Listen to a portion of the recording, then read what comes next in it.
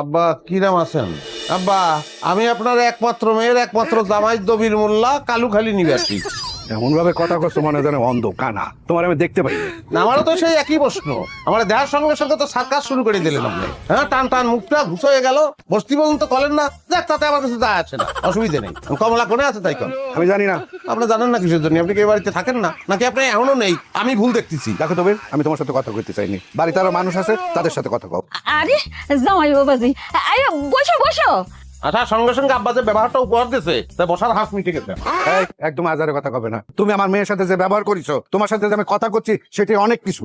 বাবাজি, এই ওনার এইসব আজে বাজে কথায় তুমি কান দিয়ে না, কিছু মনে করি না। কিসের আজে বাজে কথা? আমি এবার কমলার সাথে একমত। কমলার ওর বাড়ি যাবে না, ও তুমি চলে যেতে কও। তুমি তো আসলেই ফাউল। না না আম্মা, ক্ষতি দেন ক্ষতি দেন। তার কথাবার্তা আমার খুব ভালো ঠেকতেছে। মনে হচ্ছে কালার ফালার মিলে একটা তামিল ছবি দেখি।